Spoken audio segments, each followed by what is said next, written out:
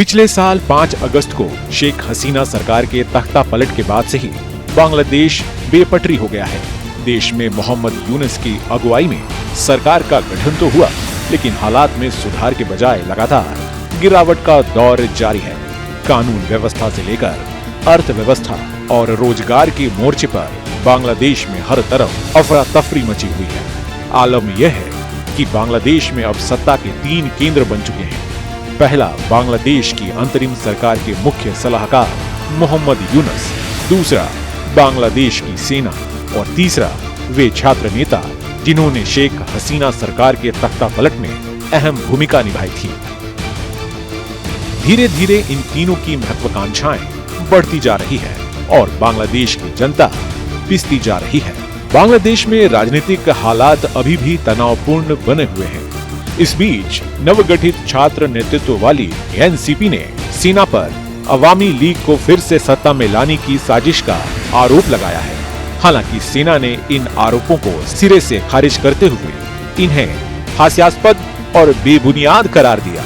दरअसल बांग्लादेश की सत्ता पर काबिज होने की मंशा रखने वाली नेशनल सिटीजन पार्टी ने हाल ही में आरोप लगाया था कि सेना अपदस्थ प्रधानमंत्री शेख हसीना की पार्टी अवामी लीग को फिर से स्थापित करने की साजिश रच रही है। इन्हीं आरोपों के चलते एनसीपी ने शनिवार को ढाका यूनिवर्सिटी में विरोध रैलियां आयोजित की और सेना पर अवामी लीग को पुनर्वासित करने की कोशिश करने का आरोप लगाया। पार्टी के नेता हसनत अब्दुल्ला ने कहा कि सेना की यह कोशिश एक सैन्य समर्थित साजिश है जिसे किसी भी कीमत पर विफल किया जाएगा।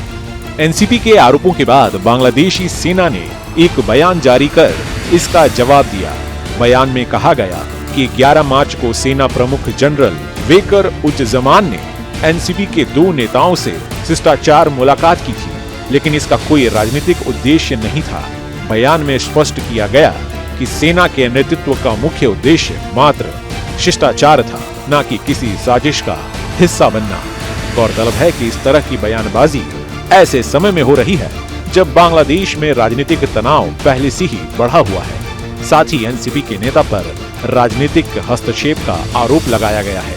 एनसीपी के नेताओं का कहना है कि सेना को राजनीति में हस्तक्षेप करने का कोई अधिकार नहीं है। पूर्व प्रधानमंत्री खालिदा जिया की पार्टी बीएनपी ने कहा कि उसे राजनीति में अवामी लीग के स्वच्छ नेतृत्व के तहत वापसी से कोई आपत्ति नहीं है।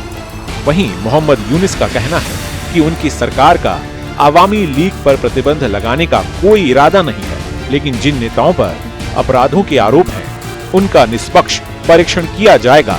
गौरतलब है कि ये स्थिति तब की है जब शेख हसीना पिछले साल से भारत में रह रही हैं और उनकी पार्टी के कई नेता या तो गिरफ्तार हो चुके हैं या विदेश भाग चुके हैं। इस बीच बांग्लादेश में आम चुनाव भी होने हैं, जिसमें अवामी लीग भी चुनाव लड़ने की तैयारी कर रही है। इस वजह से राजनीतिक स्थिति अब भी तनावपूर्ण बनी हुई है और कई लोग इस मामले को लेकर सोशल मीडिया पर अपनी आपत्तियां भी जाहिर कर रहे हैं। Team news state. News nation अब व्हाट्सएप पर खबरों के ताजा अपडेट के लिए न्यूज नेशन के इस क्यूआर कोड को स्कैन करें।